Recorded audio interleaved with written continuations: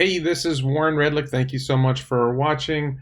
I got a whole bunch of content, ton of content here. Thanks to the Vasa Law Firm in Sweden, all my Patreon supporters for helping the channel grow. So I want to start by talking about hostility to Tesla. There's been a lot of media hostility to Tesla, a lot of other hostility to Tesla. I'm getting annoyed with it. I'm sure other people are getting annoyed with it. This is an example. This is from the Wall Street Journal. This is Sawyer Merritt. Now, there's positive news here that for those who follow this, Missy Cummings, who is a professor at Duke University, was appointed by Joe Biden to the NHTSA, National Highway Transportation Safety Administration, to regulate self-driving cars, and that's her supposed area of expertise. And one of the details in this story was that Omar Kazi, Holmar's blog, Holmar's Catalog, started a petition on change.org to force the NHTSA to review her appointment or rescind her appointment or get her to remove herself. And we learned that the NHTSA privately required her to recuse herself from any Tesla-specific matters. According to people familiar with the matter, they didn't respond to whether social media criticism influenced the decision. Dana raised this point about the headline. The headline, gives you one impression when the other thing is true. But if you look in this part of the article, which wasn't in the piece that I just showed you, that Mr. Musk, once her appointment became public, tweeted, "Objectively, her track record is extremely biased against Tesla. A barrage of online attacks on Dr. Cummings by Tesla supporters ensued, several of them vulgar." Now, this is a critical thing, that Missy Cummings was a Marine fighter pilot. Okay, and she sells herself as being tough, and she is promoted when she's critical of Tesla. She was promoted as being tough. And earlier, you can see this tweet here. If you go to my Twitter account, it's not that long ago. The bias that Dana's talking about manifests itself in other ways. I tagged R.F. Elliott and I tagged Drew Fitzgerald, who were two of the three authors on the article that have Twitter accounts. That Missy Cummings had a tweet in the past where she said she wanted to punch Elon. Right? She explicitly manifested a violent attitude towards Elon Musk. And Elon says her track record is extremely biased against Tesla objectively. Her saying she wanted to punch Elon is a pretty clear objective statement that she's biased against Elon and Tesla. But the Wall Street Journal didn't mention that detail. That when Elon said objectively her track record is biased against Tesla, he wasn't making it up. They could have said, yes, and it's true, there were instances of Cummings showing bias against Elon and Tesla, and for some reason the Wall Street Journal left that out. And I tagged these, quote, journalists. I'm a little down on journalism lately, let's just say that. So that's just another example of an attack on Tesla. Now, my own personal take on this is Missy Cummings recusing herself from the process doesn't necessarily make that much of a difference. That makes it look better, right, if she's recused from the process. But the reality is there's other people at the NHTSA who are biased against Tesla. The Biden administration is appointing people to these positions who are biased against Tesla. The Biden administration itself is biased against Tesla. So the fact that Missy Cummings is, quote, recused doesn't mean that she won't be talking to people anyway, because let's face it, government agencies don't always follow rules. Somebody sent me this today. This was a full-page ad that was in the New York Times, paid for by this guy, Dan O'Dowd, and so-called the Dawn Project. And this is critical of Tesla. You can see at the top, don't be a Tesla crash test dummy. And it's critical of the idea that people are supposedly, we're all crash test dummies for people driving Tesla FSD beta. That somehow everybody on the road is in danger because Tesla is testing its FSD beta software on the roads. And here's the harsh reality. I'm going to get to some of the safety issues, but I want to be very clear about this one point. I am an FSD beta tester. I have also taught teenagers to drive. 2 teenagers, right? One's now 20, one's 16, but I participate, particularly with the 20-year-old when she was 15, 16. I taught her to drive, a little less so with the current 16-year-old, but I, played a part in that. When an adult is teaching a teenager to drive, the adult is sitting in the passenger seat. The driver's over here, the steering wheel's over here, the pedals are over here. But I just wanted to distinguish this key point about we let teenagers drive, and they're effectively human beta, right? They're beta drivers. They're not licensed to drive yet. They're not level 5 yet. I would say my kids still aren't level 5. They're, you know, level 2, they can only drive with supervision, right? That's what's happening. And we have that on the roads. I never consented to that other person testing their teenage driver out on the roads, public roads. They do get in crashes. So the difference is that when I'm supervising FSD beta, I have my hands on or near the wheel, and I can control the steering wheel. And I have my feet on the pedals or near the pedals, so I can control the brakes or control the accelerator, which I can't do when I'm supervising a teen driver. At best, I can kind of grab the wheel a little bit from the other side of the car. I can't touch the pedals at all. So we allow, this is one of those things when you see people critical of testing FSD beta on the roads, and if you're in a conversation, just ask them, well, why do we let teenagers drive with human supervision? Why do we allow humans to drive on learner's permits? FSD beta has a better track record than human drivers on learner permits. Something like 12,000 FSD beta testers now have driven something like, you know, millions of miles with 0 injuries. It's safer. It's safe. And just the reason we allow teens to drive is because they need to learn to drive. The reason we're allowing FSD beta to drive is because we need FSD beta to learn to drive. It's not complicated. There's other safety news, and this is related. This is the Mark Plot. Mark Plot, thank you for being in the chat, Mark. Mark is a moderator when we do live things on YouTube, which is becoming more rare. For those who haven't caught it, YouTube demonetized another of my videos. It's more than 24 hours ago that I requested a review of the demonetization. It was my video is Elon Musk Thanos, which appeared originally on this channel. And then I recorded it and I put it over on YouTube. And I don't think there's anything in there that deserves being demonetized. Is Elon Musk Thanos? Is Tesla next Theranos? I don't know why it got demonetized. YouTube demonetized that video. It's under review, but more than 24 hours later, I don't have an answer. I emailed my contact at YouTube. They haven't replied to explain why my video was demonetized. They don't tell me what time code, whatever, so just on that point. But anyway, so getting back to this point about Tesla and safety, Tesla released its Q4 2021 accident data. We recorded 1 crash for every 4.31 million miles in which drivers were using autopilot technology. 4.31 miles driven, and they compared it to other versions of Teslas driving without autopilot, and then they compared it to the recent crash data shows that in the United States there's an automobile crash every 484,000 miles. In other words, Tesla with autopilot, being driven by autopilot, is roughly 8 or 9 times safer than regular human drivers. There's a lot of complicating factors here. So, you know, most autopilot is only driven on the highway. FSD beta is driven everywhere, but most autopilot driving is on highways or safer roads. So you're going to see fewer crashes than on safer roads. Tesla drivers in general are safer drivers. Okay. There's a lot of, because people who drive more expensive cars tend to be safer drivers. It's just a reality. But keep this in mind, 1 crash for every 4.31 million miles. This is Sawyer making another comparison going back to Q4 2020. In Q4 2020, it was every 3.45 million miles. So autopilot got safer. Okay, the number of miles it took for an autopilot accident increased, which means it got safer. And I went one better on Sawyer here. And I went back. If you go back to the 4th quarter of 2018, it was every 2.91 million miles. Then it was every 3.07 miles. So you can see we've gone from under 3 million miles to well over 4 million miles between crashes.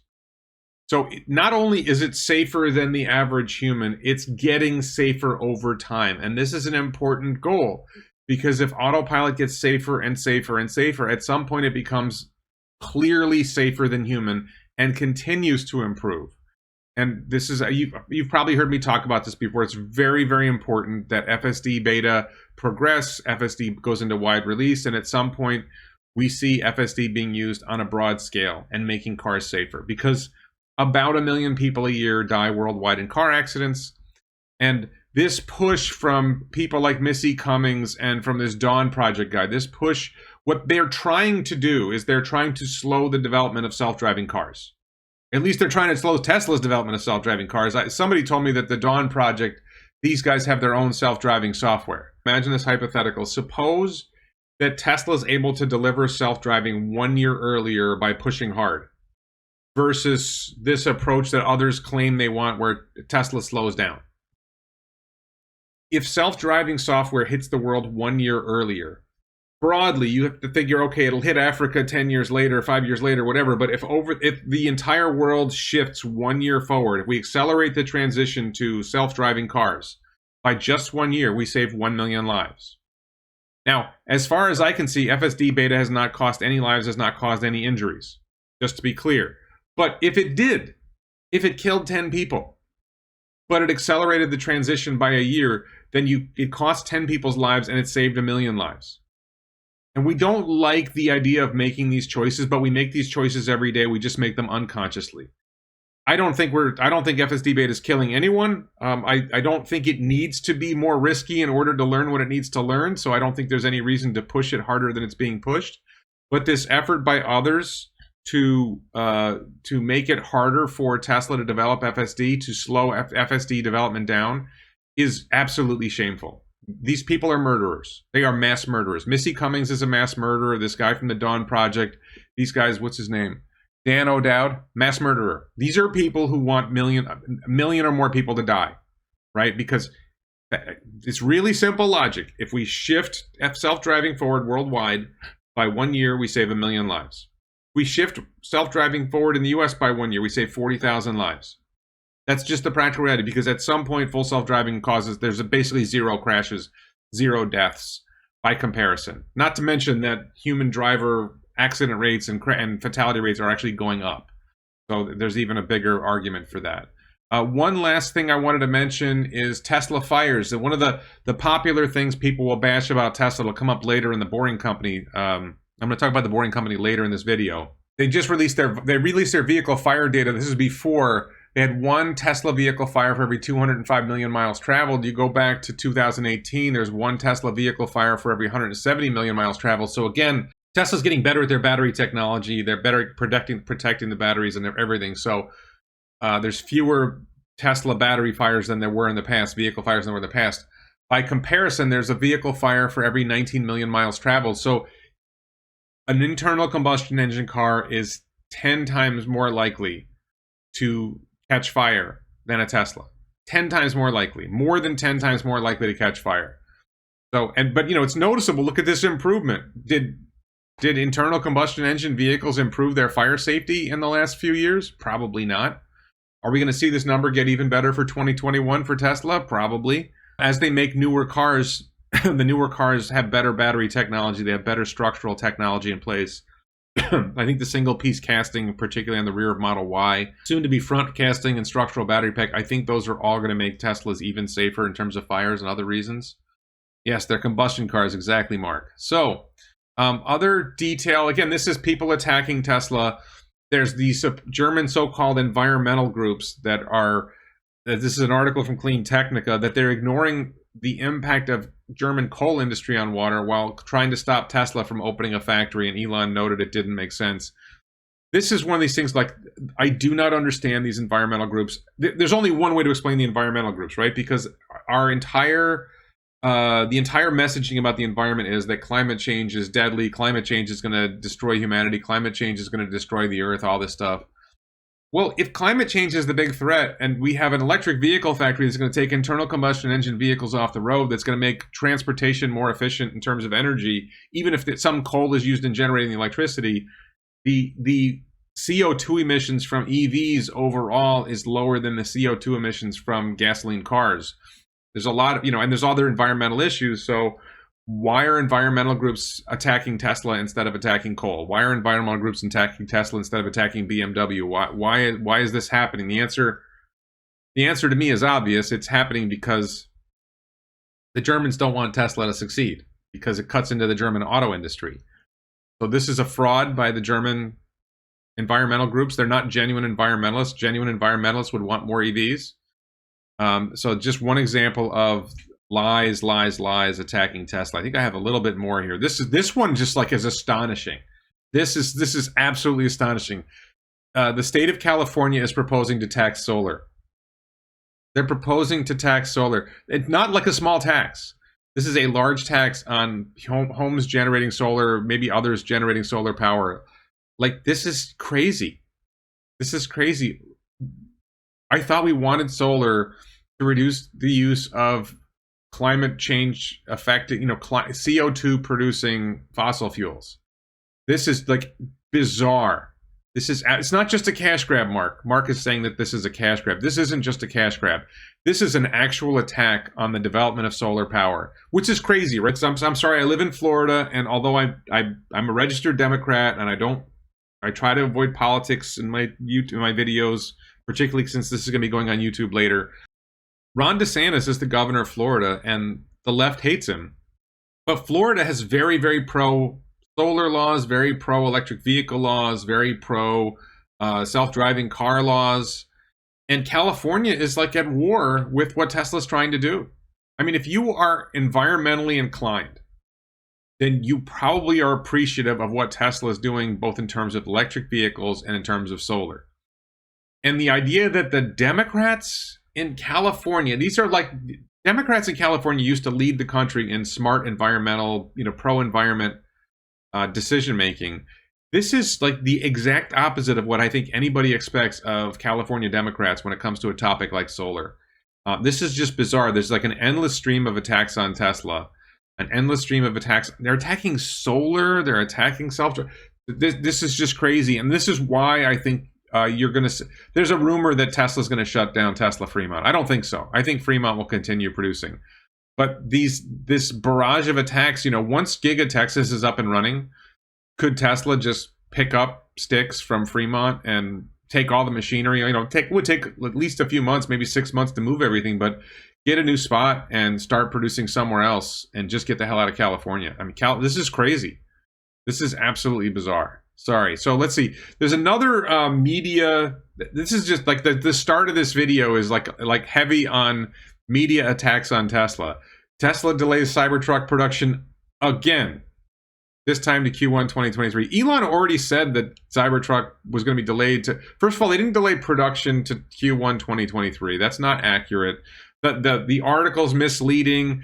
Tesla changed the indication on the website about people who order Cybertruck now that production would begin in 2022. Because the people who order Cybertruck now, you're waiting 2 years or longer to get your Cybertruck. That's not happening soon. That doesn't mean that I, who ordered my Cybertruck in the first hour, that my Cybertruck won't be produced before Q1 2023. So this is kind of nonsensical. But Elon already said they pushed back Cybertruck, that months ago. Months ago, Elon said they were pushing back Cybertruck. Now, I think there's a little bit of conflicting message, because if you go to the Q3 earnings call, maybe it was Q2, I think it was the Q3 earnings call, Lars seemed to be talking that Cybertruck production would be starting this year. So I think they haven't figured out the design yet. They need to get batteries scaled up. They need to get, the number one goal is get Model Y scaled up. I'm going to be talking about that. Maybe I already talked about it once. We'll talk about that later. But scaling Model Y is the big deal. Model Y, there's tremendous room for Model Y growth. There's tremendous demand for Model Y. It's coming. Yeah, Mark says we really don't know until Q4 Tesla results. We're going to know a lot more on January 26th. January 26th, 10 days from now, is Tesla's Q4 earnings call. And Elon has said he's going to participate in the call, which is now an unusual thing. And he's going to lay out Tesla's product roadmap for the future. That's a very positive sign. I'm very excited about that. And I think we're going to learn a lot more on that. Mitch says Elon might be sandbagging after Model Y. I think we're going to see Cybertruck production start before the end of this year. But it's hard to say. We just can't know, and we don't know how hard it's going to be produced. I actually talked to Franz von Holhausen. Why did I say Volkenbreit? Franz von Holhausen, who's the designer of the Cybertruck, the one who broke the window on the car during the reveal, on the Cybertruck during the reveal.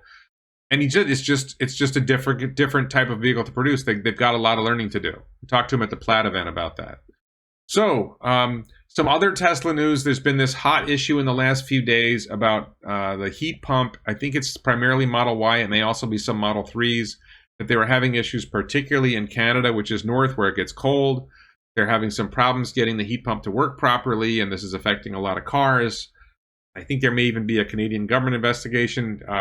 Earlier, I think it was last night, Elon said fixing this is a high priority. The firmware fix to recalibrate the heat pump expansion valve is rolling out now. They're working on this. This is something Elon's very aware of. They're working on it. It may be something that happened with a fairly recent version of Model Y and Model 3. That I've heard from other people that older versions are not having the same issue. So then Elon caught a little heat for this as well. Some people don't like Tesla's user interface. UI concept is user interface, and somebody came up with a proposed alternative user interface.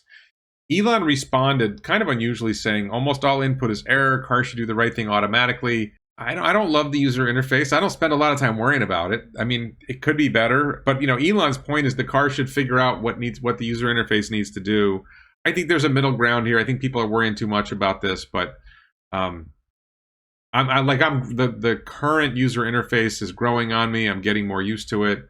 I don't really see any of this as a big deal. It's a hell of a lot better than my Volkswagen. I have a Volkswagen Passat that my daughter's driving, and I now consider a POS piece of, and I'm so much happier driving my Tesla. And little details about user interface is just like nitpicking.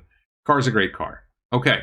So another nice piece of news here. I don't normally, friends don't let friends use Electrek, but I'm going to go with Electrek here. I saw this somewhere else, but Electrek is the most convenient reference for it. Tesla adds structural battery pack reference to Model Y owner's manual as production is imminent. There's a particular, I think it has to do with jacking up the car. When you jack up a car, there's certain jack points where you place the jack to lift the car up, and the jack points for structural battery pack are different than the jack points for regular Model Ys. So there's a reference to that in the owner's manual. So it looks like structural pack Model Y is coming really, really soon. Oh, some other really good Tesla news here. I got a couple stories like this. Proposed northern Minnesota nickel mine signs deal with Tesla. So Tesla is working to acquire nickel from various mining sources. I saw another one I didn't include in this. So they're working on acquiring nickel here. This is, I think, a fairly large supply of nickel. And it's actually noticeable. If you look at the text at the bottom, Tesla would also have rights to go above that amount. So the deal is that Tesla committed to buy half of the nickel produced by this mine. And they also have the rights to basically take all of it. I don't know if it's all of it, but they can take more than half. So Tesla can basically satisfy a lot of its nickel demand from a mine that's going to be going in Minnesota. And there was some environmental benefit to this mine that they were going to somehow use it to sequester CO2 in the ground that would help with climate change. And then another loosely related, Tesla just signed a contract with an Australian company that gets graphite from Mozambique and Africa. I think that's Africa. Africa, Southern Africa. And the Syrah Resources from Australia will be mining graphite or taking graphite from Mozambique, bringing it to Louisiana, where it'll be processed to be made more ready for Tesla's battery factories. So I don't think this story is quite as big a deal as the AP makes it out to be. I don't think graphite is rare, so it's easy to find. The concern was that Tesla is very dependent on China for graphite, but I think there's a lot of graphite around the world. Yeah, I agree with Mark on this. It's a very big deal that Tesla is making mining deals and Legacy is not. That's because Tesla is making its own batteries, and Legacy Auto, internal combustion engine car makers like Ford, Volkswagen, Toyota, General Motors are not making their own batteries, so they don't need to make these plans. But Tesla, by securing its nickel supply, by securing its graphite supply, they are shoring up their ability to deliver vehicles and other products when markets tighten up, when there are supply chain issues. Adam says he heard about a planned lithium processing plant a few miles away from Giga Berlin. That makes a lot of sense. HW Science says, didn't I hear that BMW is building a battery factory? Volkswagen and others are talking about building battery factories. I don't know that they're actually building battery factories or they're partnering with somebody else to build battery factories. We'll see what happens with that. And yes, Tesla's still years ahead now thinking them. Yes. Let's see what else we got. So I think we're getting away from the bad news now and just talking about positive stuff, or at least not bad stuff. Pranay Pathole, who Elon replies to a lot, asked about when Teslas will launch in India. Elon said they're still working through a lot of challenges with the government. I don't expect Tesla to sell cars in India in any significant volume, if at all, for a long time. India, number one, the Indian government is difficult to work with. That's not new. That's not something related to Tesla. The Indian governments, right? Because there's the national government and there's state level governments or regional governments, provincial, whatever they call them. I think they call them state governments. The Indian governments are difficult. And you have the problem that the Indian market is for vehicles that cost, let's say, $40,000 and up, is very small. There's just not a lot of people in it. India is a strikingly poor country if you look at it. Yes, there's over 1 billion people, but they're poor. They're much poorer than China. Very, very challenging. And thank you, Mark, for explaining that about BMW and their battery factory. It's in the chat that BMW recently canceled plans on a battery factory. They're only ordering batteries from CATL, SK, which is a Korean battery supplier, and Northvolt, which I think might be European. In addition to India, Elon was asked by Vincent, I think that's Teslarati. Could be wrong about that, but I think Vincent is from Teslarati. Tasmanian? Maybe he's Tasmanian. He asked about Russia, and Elon has said Tesla is working as fast as possible to support Tesla owners worldwide. Sustainable energy affects everyone on Earth. We all share one atmosphere. I know Elon at one point reached out to Vladimir Putin about doing something on Clubhouse. I'm sure Elon would love to work with Russia, but kind of like India in a different way, Russia's a very small economy. The most important economies in the world for Tesla's growth are North America, primarily US and Canada, but also Mexico. Mexico's not that poor of a country. Europe, very large economy. China is probably the most important. I would say Japan is important. South Korea is important, but relatively small compared to, say, Japan. After that, it's sort of like there aren't a lot of places that are really critical for growth. There's so much growth opportunity in China. There's so much growth opportunity in North America and Europe and Japan that the rest of the world, Japan is, for those who don't know, Japan is the 4th largest car market in the world. So Japan is a big deal as well. And after that, it's sort of a big drop off. I think Brazil, Latin America, there's a lot of potential in Latin America generally. Outside, Africa's just not as poor. South Asia, India, Pakistan, Bangladesh is poor. Australia is small. So there's just not a lot of potential in a lot of those places. Yeah, I agree, Mark Plott. Viva Osaka. Dotton asks, I wonder if Japanese would support Tesla. Well, Panasonic is a big supplier to Tesla. They're based in Osaka.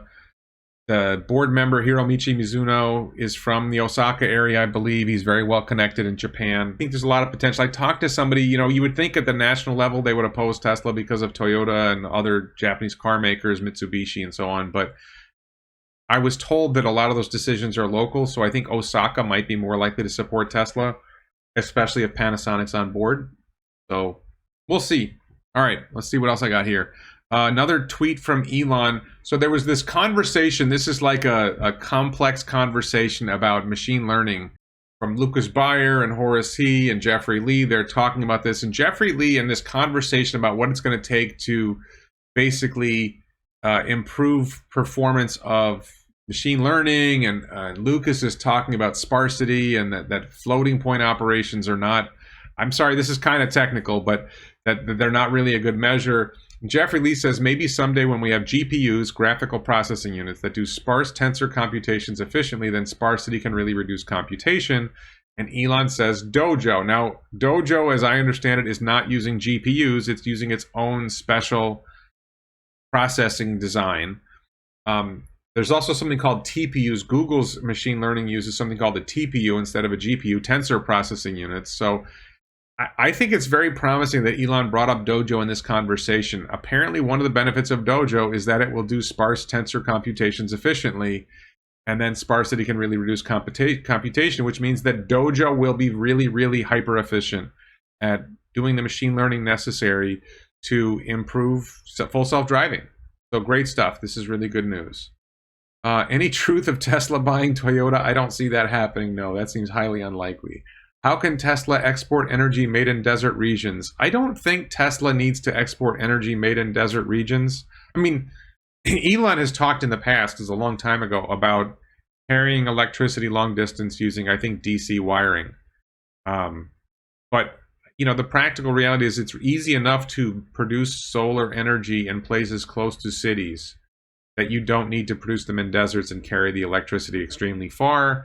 And by having the electricity produced in multiple places, having solar in multiple places around a country, around the world, leads to decentralization, which means if one area has a problem, then the electricity is produced everywhere. Sun shines everywhere. I mean, the sun is more produced, that you can produce more electricity in places where the sun shines more and sun shines brighter, but you can still do fairly well producing electricity in other places where the sun is not as bright or doesn't shine as long. And the benefit of decentralized energy production is probably greater than the benefit of having your solar production in one spot. And the ideal spot. This is, a nice little piece of news. You can now buy Tesla merch with Dogecoin. In particular, the way I saw it was some items in the Tesla store, shop.tesla.com, some items you could buy with Dogecoin. I think about how they're doing the pricing in Dogecoin, that it may be detached a little bit from dollar pricing. It's not. Yeah, you can buy Tesla Quad with Dogecoin. I think you can buy the Don't Mess with Tesla Texas belt buckle with Dogecoin. I think one of the interesting distinctions was it wasn't like there was a dollar price and here's what it translates to into Dogecoin. They're just priced in Dogecoin. So that's kind of an interesting little step. I don't think it's a big deal. I don't think Tesla's merch store is that important, but the development of Dogecoin as a viable cryptocurrency, this is an important step for them. Prasden says sun does not shine much in Alaska or Patagonia in the winter, lots in the summer though. Yes, but Alaska and Patagonia don't have large populations either. So if the focus is shifting the world's production of electricity from fossil fuels to solar, then a large portion of the world's population lives in a band where sun shines a lot, where there's a lot more solar energy. I agree that when you go Arctic or you go Antarctic, when you go further north or further south, you get less opportunity for solar, but there's still a significant amount. We don't have the population density far north is not that great. It's not that huge of a concern if you ask me.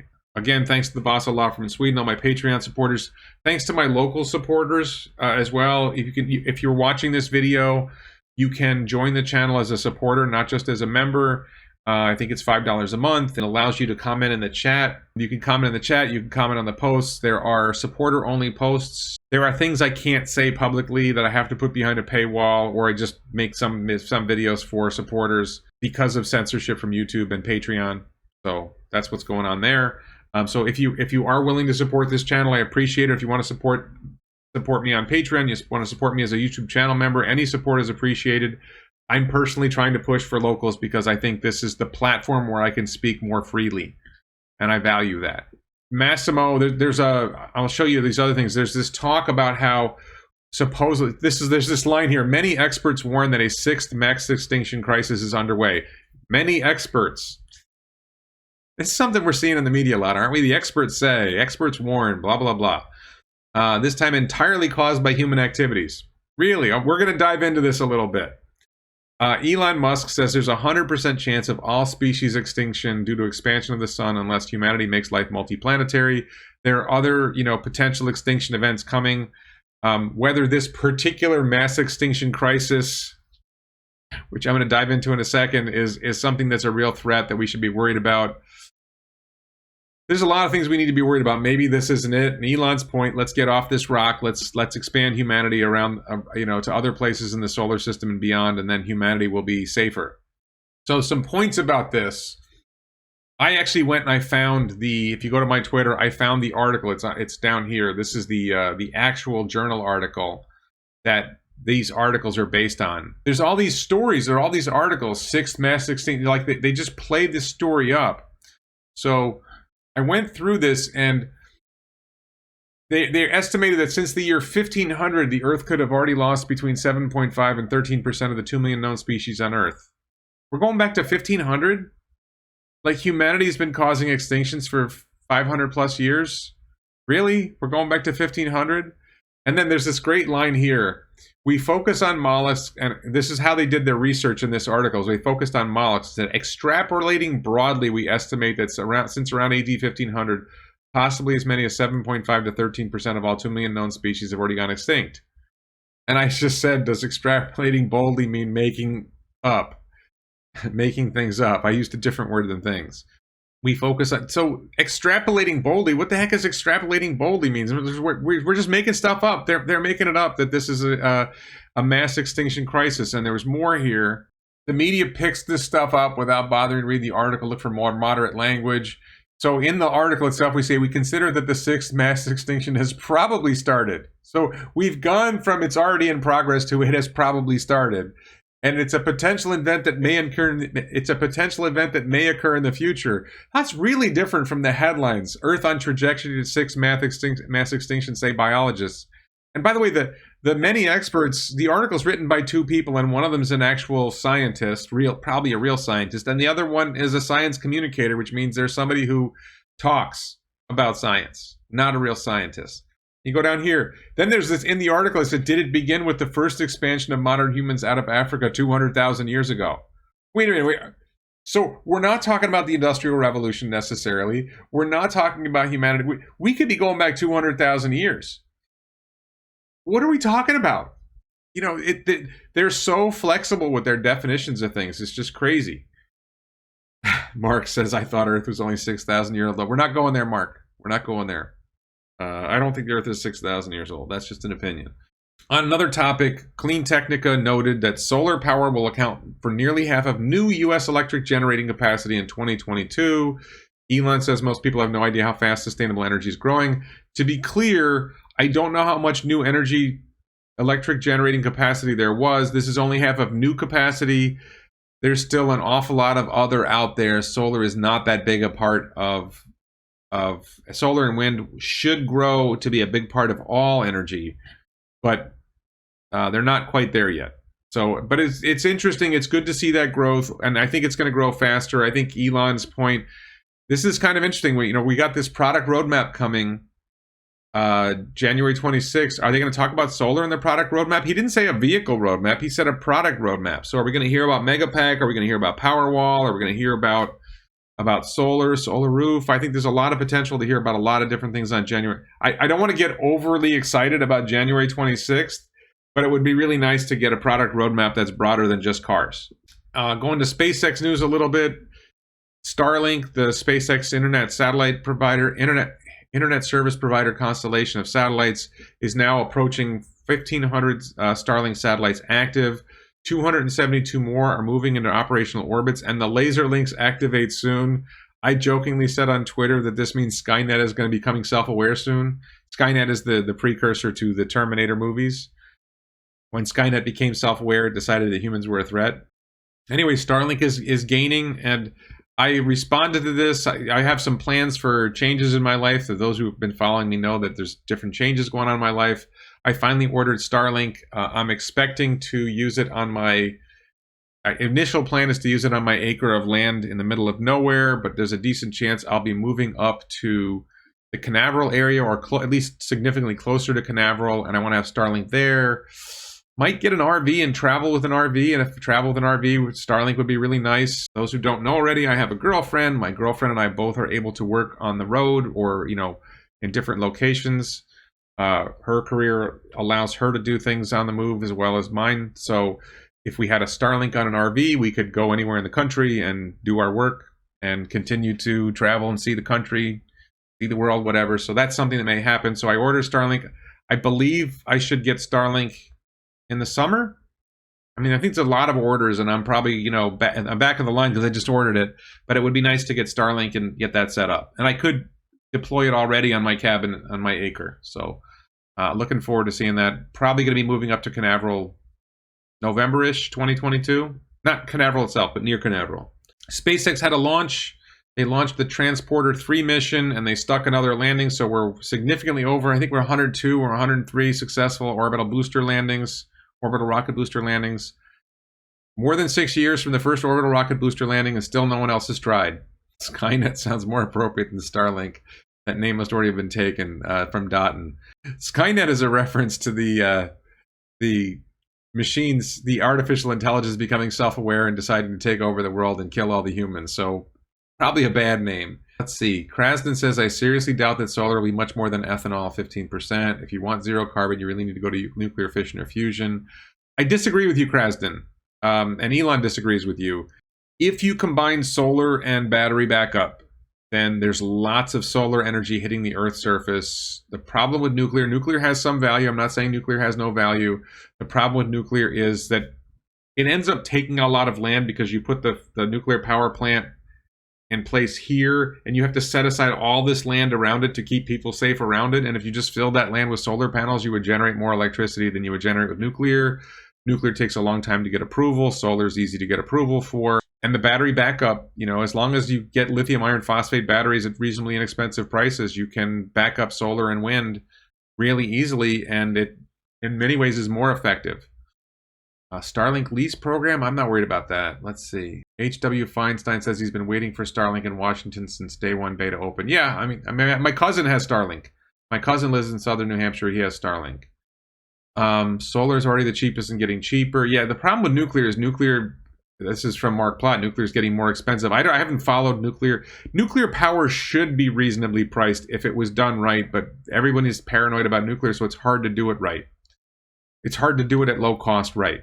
Almost anything else will be a bad investment because 5 to 10 years from now, new solar will be cheaper than maintenance of other power plants. Yeah, I mean, that's the question. If solar is going to continue to decline in price, it's going to get more and more price competitive. It's hard to justify anything else.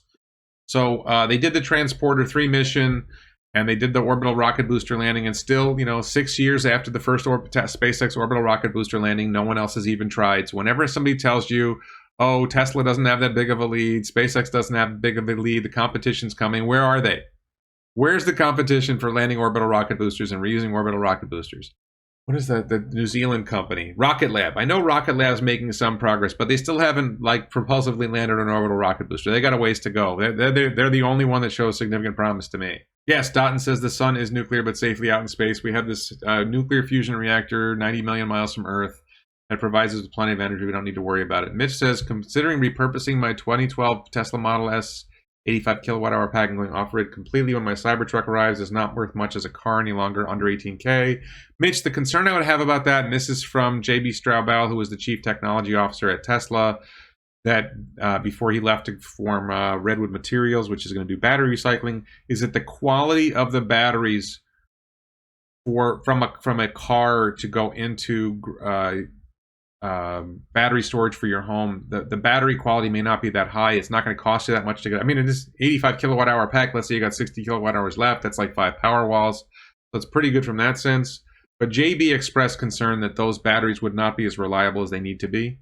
So I would look into that question. Are 9-year-old or 10-year-old Tesla car batteries? Well, it still holds 80%. It's not, reliability isn't just capacity.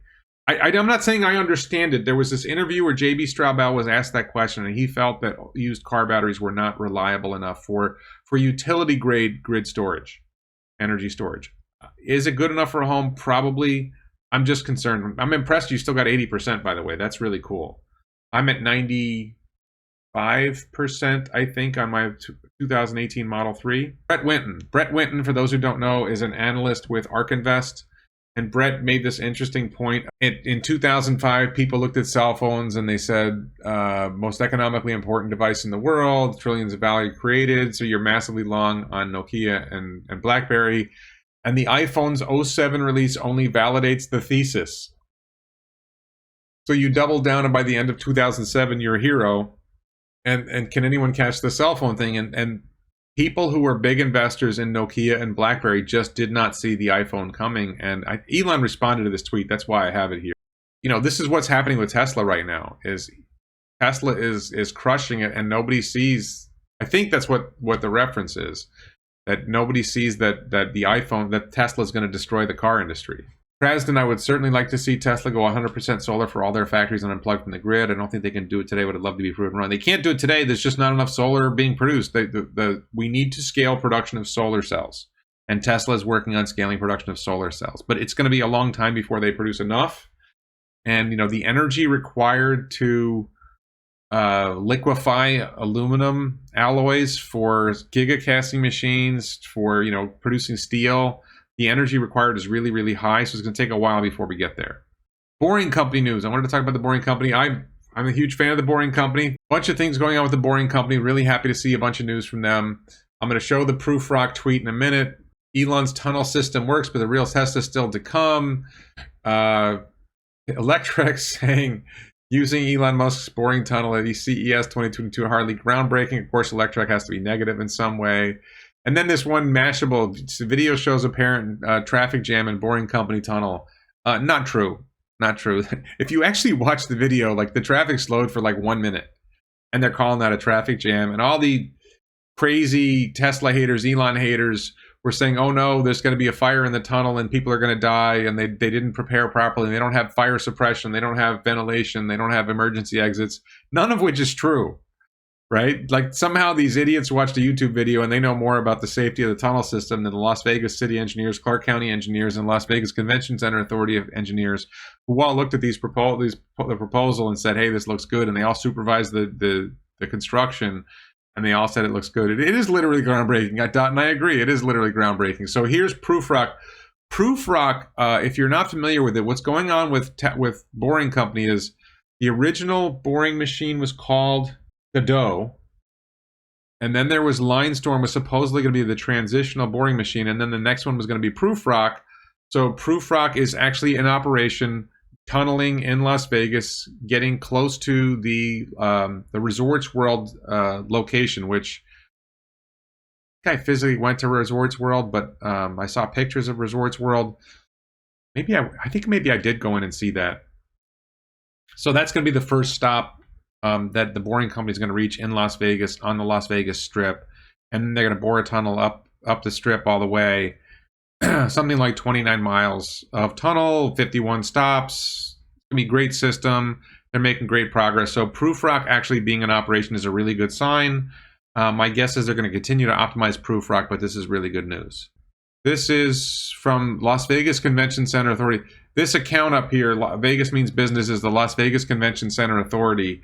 And they said Shill for Vegas told the board that the Loop customer experience rated outstanding by show managers and attendees. So the Boring Company tunnel system at the Consumer Electronics Show, which is one of the biggest events that ever happens in the Las Vegas Convention Center in the world, arguably, the Boring Company tunnel system performed great. There were rave reviews. Everything went fantastic. So great stuff. Really excited to see that. So some questions from, this is from the locals, questions that people from locals had. Night Panther says, so I talk about Elon as the greatest human to ever walk this earth. Night Panther says, who were some of the great humans he displaced at the top of your list? I got to look up this one guy. Fritz Haber and Carl Bosch, arguably. They led the transition to nitrogen fixating fertilizers that greatly improved agricultural production and enabled a much, basically eliminated starvation for most of the world and made the world a better place in that sense. They're arguably, I'm not saying Elon is the top, but I think in the long haul he will be the top. Getting us to Mars is a big deal. Getting us off oil, getting us to electric vehicles, transitioning us from transportation on Earth's surface to tunnels, curing brain diseases. It's a lot of big stuff that Elon's working on. Improving online payments with PayPal. That was a big difference in my life as an attorney. So Elon tweeted this yesterday, and it's a little bit of mystery. What is Elon talking about? I haven't figured out what he's referring to. One is maybe he's just making a silly reference while he's on the toilet. I think one possibility is that production of Model Y this year. Well, it's possible that Model Y in 2021 was the largest vehicle, largest vehicle sold in terms of revenue worldwide already in 2021. I don't think so. I think it's possible. But I think for 2022, it's very, very likely now that Model Y will be the #1 vehicle worldwide in terms of total revenue generated by its sales. So that's one theory.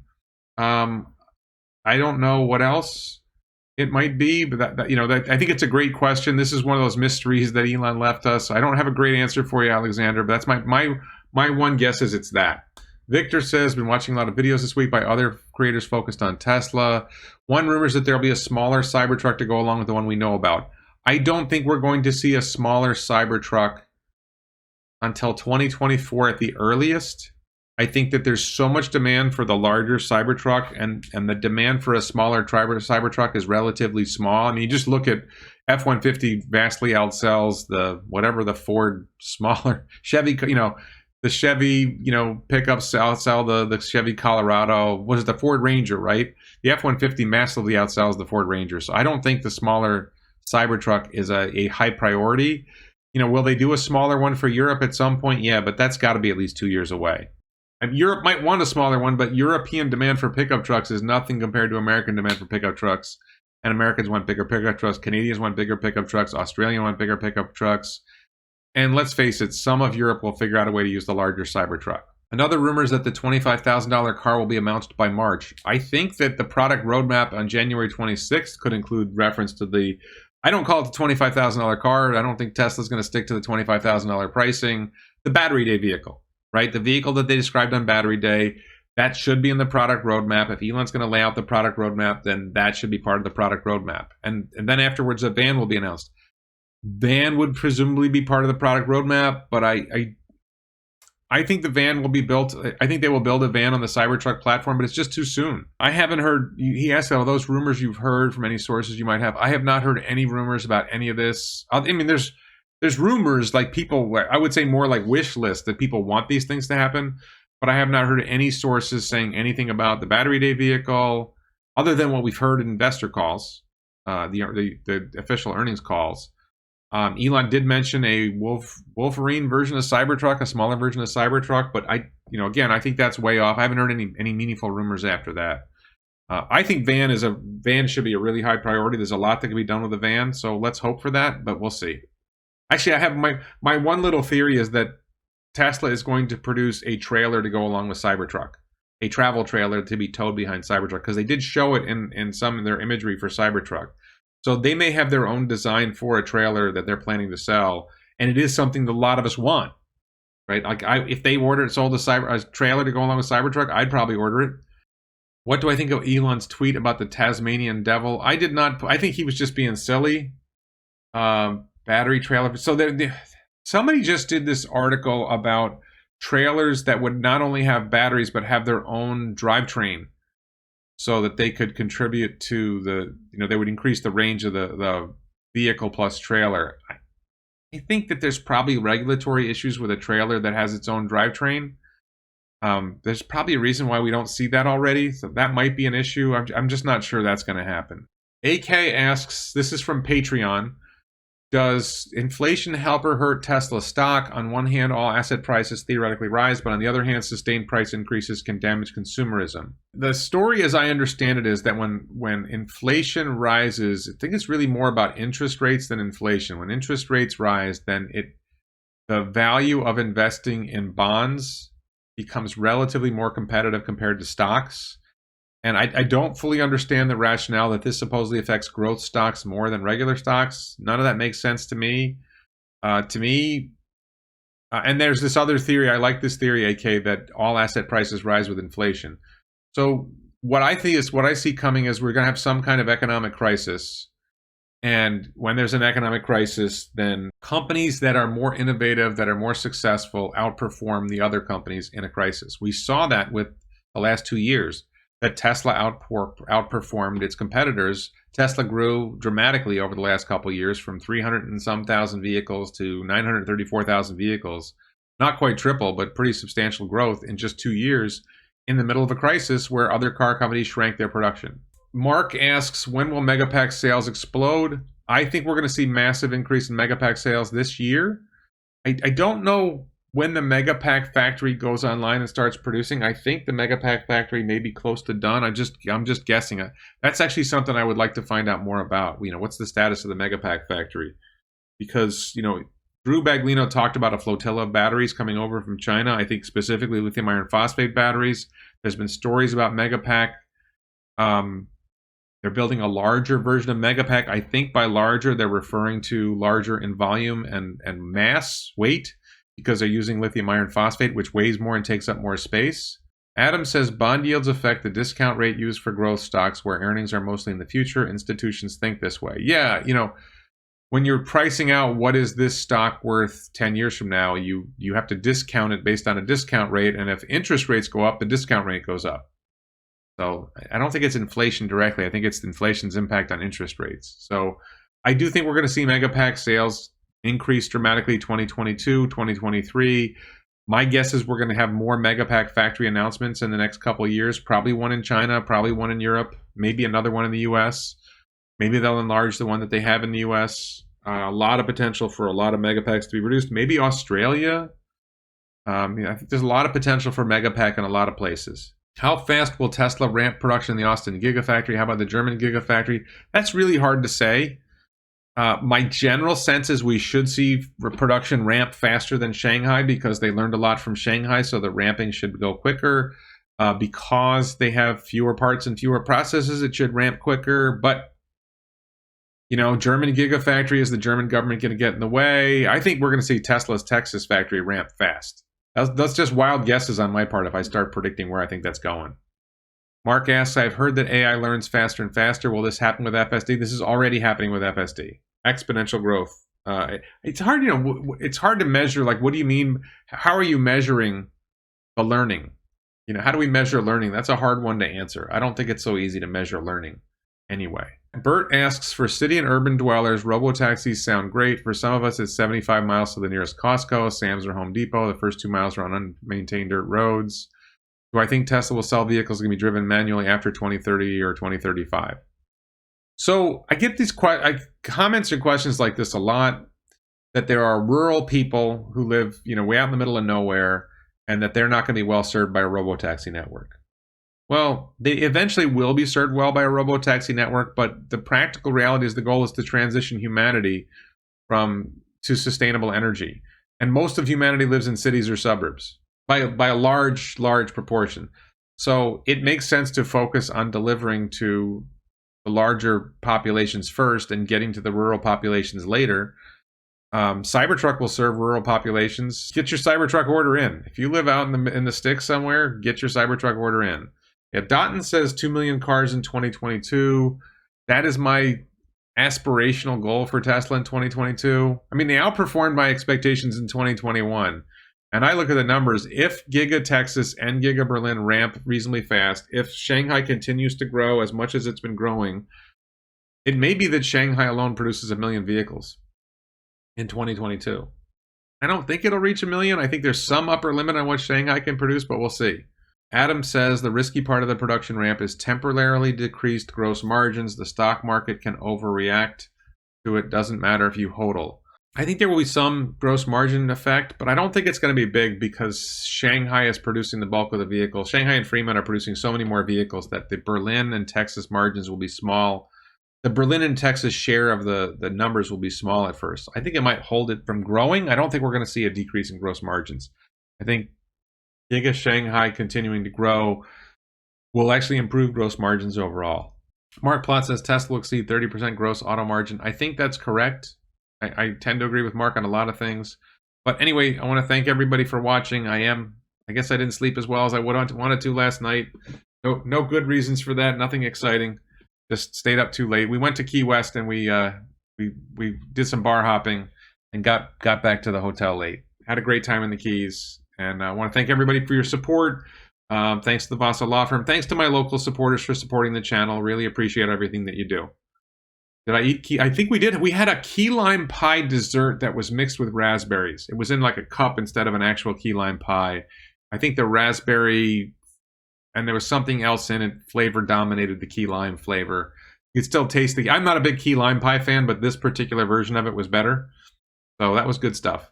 All right. Thanks, everyone. I hope you all have a good day and life is good. Bye-bye.